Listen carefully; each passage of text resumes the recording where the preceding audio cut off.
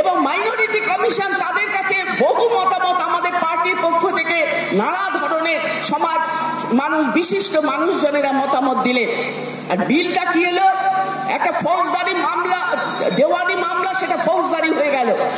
এবং ফৌজদারি মামলাতে বলা হচ্ছে যে পরপর যদি 3 তালাক, এই তালাক প্রথা বাতিল করা হলো, বাতিল ভালো আছে, ঠিক আছে, তালাক বাতিল, কিন্তু 3 তালাক যদি কেউ কখনো দিয়ে থাকে তাহলে তাকে হচ্ছে 10 বছরের জন্য জেল এবং 10,000 টাকার জরিমানা।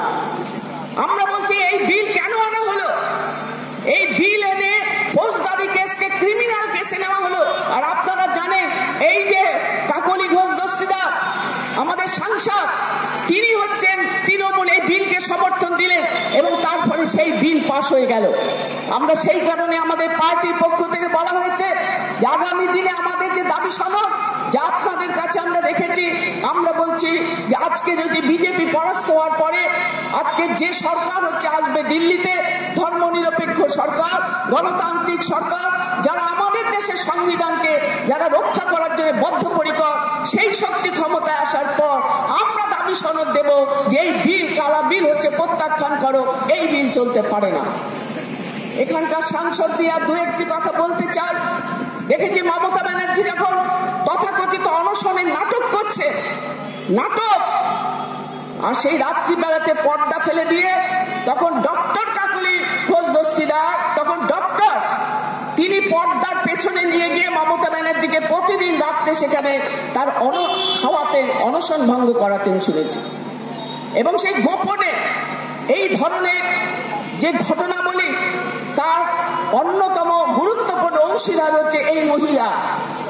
পরে যখন ফাঁস হয়ে গেল যে মমতা ব্যানার্জির অনশন মানে রাত্রে তিনি আহার করতেন, সেটা কে বলছে আপনারা শুনে নেবেন। জানি না এখানে বর্ণালী ব্যানার্জি এসছেন কিনা বক্তা হিসাবে।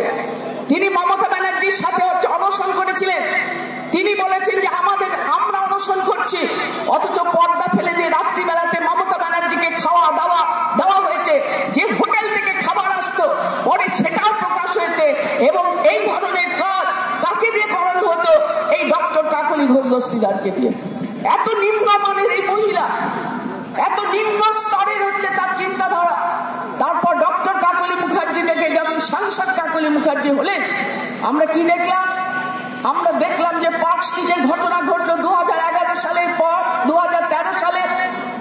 সেইখানে যখন সুজেত হচ্ছে, তার উপর বলাৎকার হলো, সারা দেশ জুড়ে হচ্ছে হই হই পড়ে গেল।